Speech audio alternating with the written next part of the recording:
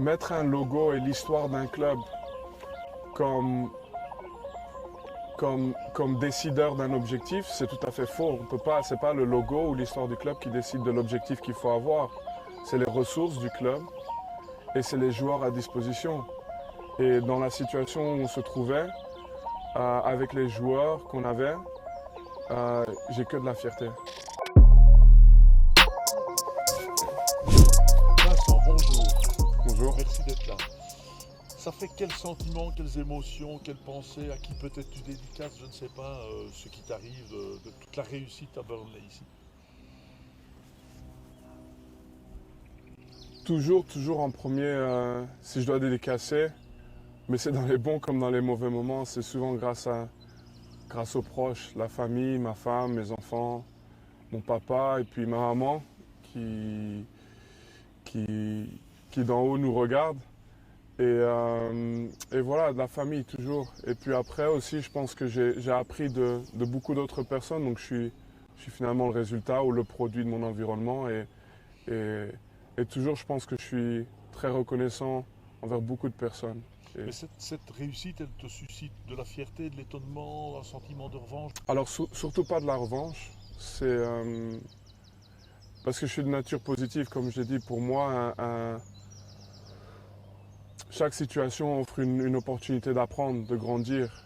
Et je pense que maintenant aussi, je pense qu'il faut rester humble aussi. On a, dans la chance que j'ai eue dans ma carrière de vivre des bons moments, je pense que le plus important, c'est de rester humble dans ces moments-là parce que l'avenir est jamais garanti.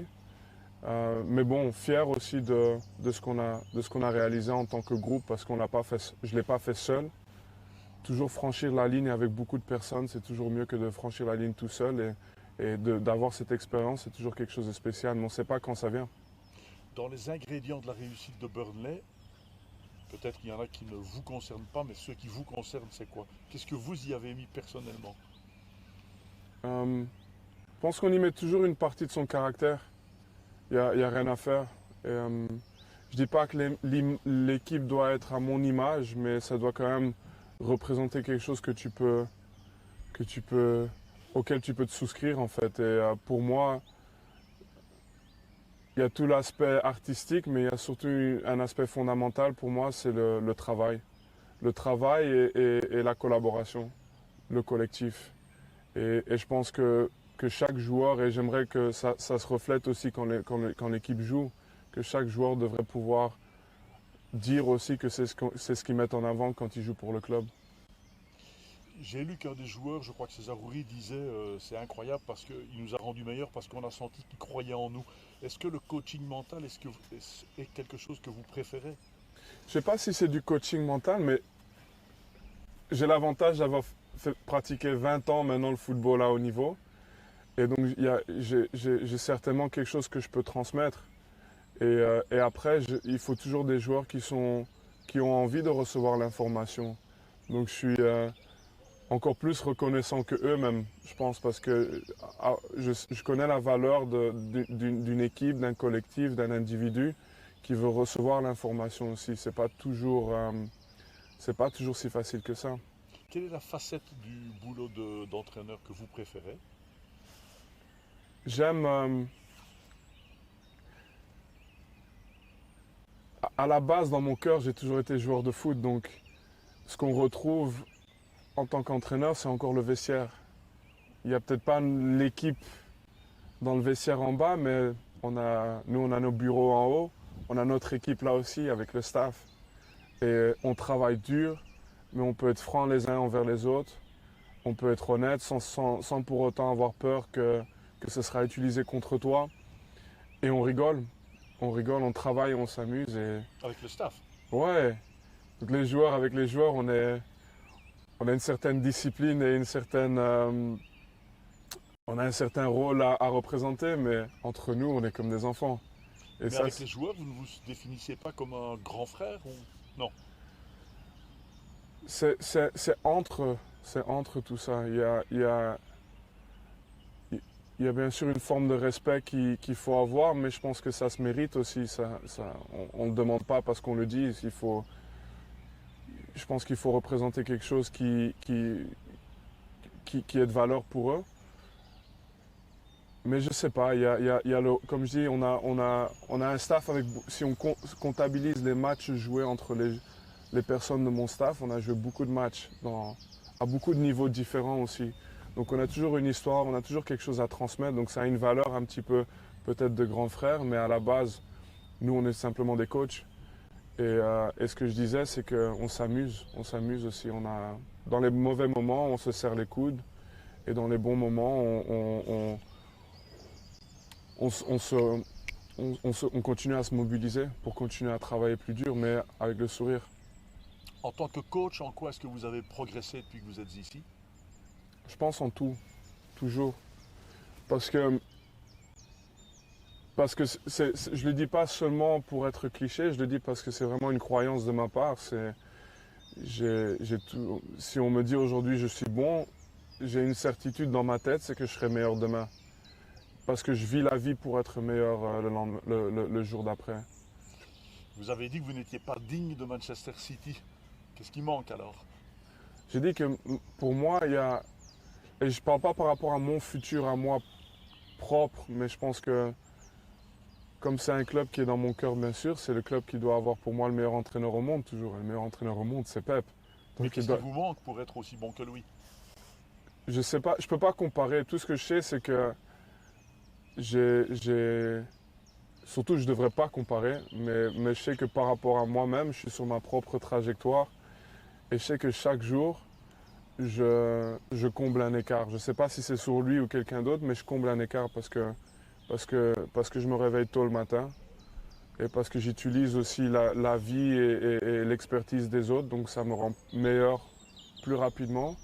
Et parce que je vais me coucher tard le soir et que je continue à travailler. Et puis, c'est une recette universelle, mais j'ai cette discipline et ça m'inspire, ça me rend confiance. Ce rôle que vous avez ici et la réussite que vous connaissez ici, est-ce que c'est ça dont vous rêviez à Anderlecht? On rêve de ça chaque saison, peu importe, en tant que joueur, en tant que coach, et on le vit extrêmement rarement. Il y a très peu de personnes qui le vivent et c'est très rare, donc il faut pouvoir en partie le savourer aussi, tout en sachant que rester humble parce qu'il y a encore beaucoup de travail à faire de toute façon pour le futur. Mais on en rêve chaque saison, donc. Mais c'est ça que vous auriez aimé mettre en place à Anderlecht? Chaque saison, c'est ce dont je... Mais pour répondre plus clairement, je pense que toujours, c'est le résultat d'un travail et d'un planning. Donc je pense qu'on peut le dire, chaque saison, c'est ce que je veux. Tout le monde peut le dire. Mais pour le faire, il faut planifier, il faut établir une trajectoire et il faut surtout travailler. Et donc ça n'arrive pas par miracle. Et donc pour le faire chaque saison, ce dont tout le monde rêve, il faut avoir une ossature extrêmement robuste. Vincent, est-ce qu'à Anderlecht, c'était un départ, un divorce ou un licenciement? Non, un départ, tout simplement. Il y a... J'ai même pas pensé à ce que tu as dit après le mot départ, parce que pour moi, c'est juste la fin d'un chapitre, c'est tout. Mais un chapitre inassouvi. Faux, complètement faux. Non, j'ai eu... de un, l'apprentissage que j'ai eu là-bas était énorme, et ça a une valeur, même une très grande valeur dans ma profession, je pense. Et de deux, j'ai eu le luxe et le loisir de travailler avec un staff un coaching staff, un staff médical et vraiment beaucoup de départements avec qui je m'entendais super bien, avec qui j'ai pris du plaisir aussi, à nouveau. Et on est devenus meilleurs ensemble. Et ensuite, j'ai travaillé avec des talents, des vrais talents, des talents de classe européenne qui un jour feront une grande carrière. Qui? Non, mais je peux faire la liste. Doku, Sami Lokonga, De Baas, Verskaren, Duranville. Anderlecht a un luxe de talent incroyable, donc j'ai adoré faire partie de leur développement. Mais mon état d'esprit, c'est toujours le long terme, toujours. Je commence toujours un projet, mais après, je sais que que ces choses peuvent changer, mais je commence toujours un projet, ou sinon je ne peux pas me lancer. Je commence toujours un projet avec une idée à long terme. Et puis après, si on arrive, on aboutit ou pas, ça, ça fait partie de la vie. Il faut accepter que ça peut varier. Mais bon, à la base, comme je dis, j'ai vraiment eu l'opportunité de travailler avec un staff exceptionnel. J'ai dit médical, coaching, tellement de départements avec qui j'ai aimé travailler, j'ai aimé pouvoir se rendre meilleurs les uns les autres. Puis un groupe de talents, de vrais talents, de joueurs de la trempe. Pour moi, je vois la progression de Sambi, de Jérémy Doku, mais de Bass, de Verskaren, du Ranville, et on peut les citer tous. Mais ils sont tous passés par chez nous, par nos méthodes. Et, et- et j'ai aussi une relation tout à fait exceptionnelle avec les supporters, parce que c'est pas facile d'avoir le soutien dans les mauvais moments à Anderlecht. C'est très difficile même. Et j'ai Donc il n'y a reçu. pas de sentiment d'échec. Non, parce que c'était une étape, et parce que je sais qu'avec les moyens qu'on avait, avec le groupe qu'on avait, je sais qu'on a bien fait. Je sais qu'on n'a pas déçu par rapport. Après, je l'ai dit assez souvent, mettre un logo et l'histoire d'un club comme, comme décideur d'un objectif, c'est tout à fait faux. On peut pas, c'est pas le logo ou l'histoire du club qui décide de l'objectif qu'il faut avoir. C'est les ressources du club et c'est les joueurs à disposition. Et dans la situation où on se trouvait, avec les joueurs qu'on avait, j'ai que de la fierté. Que de la fierté, et j'ai adoré ce que j'ai vécu. Et je sais que l'histoire du club demande une chose, mais je sais que la réalité donne la vérité, et dans ce sens-là, je suis reconnaissant. Vous suivez encore Anderlecht aujourd'hui? Qu'est-ce que vous faites jeudi soir, par exemple? Vous voulez Bien, pas bien venir à sûr que je suis Alkmaar? Anderlecht, bien sûr que je les suis. Mais je suis obligé aussi, je suis supporter, donc vous connaissez mon avis et ce que je veux pour Anderlecht jeudi. Et, et voilà, donc peu importe la saison, une finale de Coupe d'Europe, ce serait magnifique. Et peut-être pas de top 8. Ouais, C'est une drôle de saison, hein. mais, mais voilà, je pense qu'il y a tout le monde qui a déjà probablement donné son avis par rapport à ça, donc je ne sais pas si ça a beaucoup de valeur que je rajoute le mien. Bien sûr que si. Euh, mais voilà, je pense que moi je fais mon rôle de supporter, et dans les bons comme dans les mauvais moments, j'espère que très bientôt on aura un grand Anderlecht à nouveau, et comme j'ai toujours dit, il n'y a rien qui se passe par miracle, donc avec le temps. On parle un peu de votre carrière de joueur. Quels sont les sentiments principaux que vous avez en regardant dans le rétroviseur? J'ai un sentiment double par rapport à ma carrière. Donc j'ai eu tellement de blessures que tout ce que j'ai réalisé, je peux dire que c'était magnifique. Et que j'ai fait plus que ce que mon corps m'aurait permis normalement. Et par rapport à ça, je suis fier par rapport à la mentalité que j'ai eue, la force de caractère. Encore, je reviens aux Ardennes. Ça doit y être pour quelque chose. Et, mais après, je sais que sans les blessures, l'histoire aurait pu être encore différente. Incroyable alors. Ouais. Mais j'ai aucun regret, parce que c'est ce qui m'a forgé. Je pense pas que j'aurais été le même entraîneur sans les. Si j'avais pas eu les contre-coups en fait. Les trois moments dont vous êtes le plus fier, les trois moments de votre carrière, phare. Le premier titre avec Manchester City, je dirais le premier titre avec Anderlecht aussi. Et mon dernier match, je dirais le dernier mois que j'ai vécu à Manchester City. Rien avec les Diables. Ah, là il faut rajouter un quatrième, c'est vrai. Je pensais au club pour l'instant. Non, le match contre le Brésil, sans hésitation. Et le pire moment de votre carrière, footballistiquement parlant. La défaite en finale de FA Cup contre Wigan. plus que contre la France, même en demi-finale, parce que c'est un match 50-50 quand tu joues contre la France, mais quand tu joues contre Wigan, en finale, il faut prendre le trophée. Et donc ça fait un trophée en moins parce qu'on n'était pas là le jour du match. Et décevant, je dirais ma blessure en demi-finale de Ligue des Champions contre Real Madrid au Bernabéu après 5-10 minutes. Et on était dans le match, on pouvait aller en finale. Et c'est ce qui me fait manquer l'Euro en fait après en 2016. Mais encore une fois, dans ma tête, je suis revenu plus fort. Donc est-ce que je changerais ça? Même pas. Et voilà. On parle des diables au Qatar. Vous avez un peu suivi, je suppose. Qu'est-ce qui s'est passé? Comment est-ce que vous expliquez ce gros échec? Pour moi, l'échec, je suis quelqu'un qui j'aime pas dramatiser quand il y a une certaine logique dans certaines choses. On a eu une génération et son moment, sa période, le moment phare, c'était probablement 2016 à l'Euro, où on a eu beaucoup de blessures malheureusement, dont la mienne, et c'était 2018 en Russie. Et c'était cette période-là où on aurait pu atteindre tout ce qu'on devait atteindre. Et pour moi, avec une demi-finale pour la Belgique et une troisième place, on a quand même fait quelque chose de spécial, d'extraordinaire. Ça vous choque quand on dit que cette génération n'a rien gagné, je suppose? Bien sûr, absurde. parce que... Mais j'essaie pas d'y donner trop d'attention parce que je sais que dans 10, 15, 20 ans, il y aura... Les gens mettront aussi cette performance dans le bon ordre parce que pour la Belgique, c'est exceptionnel ce qu'on a fait. Quand tu fais face à d'autres nations qui ont une population de 400 millions d'habitants, par exemple, c'est pas toujours facile d'être meilleur que tout cela aussi.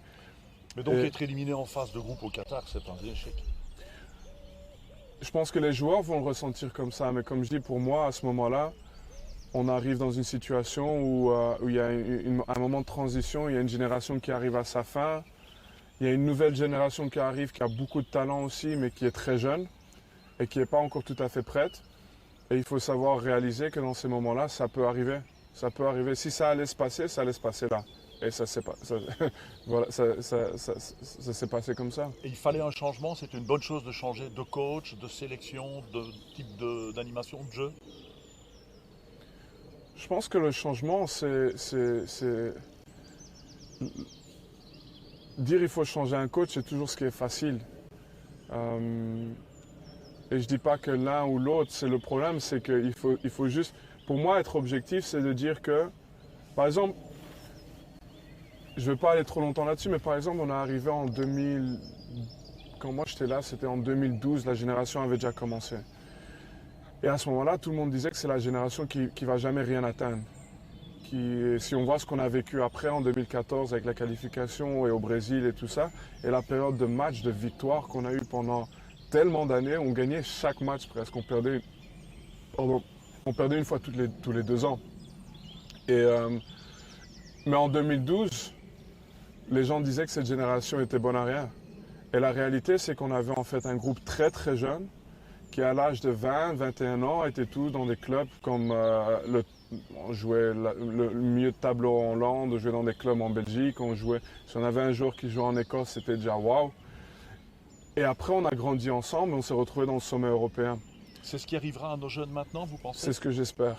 Et c'est pour ça que je dis à un moment, il y a une certaine logique. Il y a une logique pourquoi en 2012 on n'était pas prêt, il y a une logique pourquoi en 2018 on était bien. Et c'est aussi tout à fait logique qu'en 2022, c'était difficile. Mais je pense qu'on peut déjà voir maintenant avec les talents comme De Bast, Doku et tout ce qui vient, et d'autres qui viendront encore comme Lavia, etc. Mais à 17 ans, 18 ans, ils ne vont pas le faire. 24, 25, et c'est là que viendra le plaisir à mon avis. Est-ce que Guardiola joue un peu avec le feu, ou à quel jeu est-ce qu'il joue à votre avis avec Kevin en le laissant si souvent sur le banc?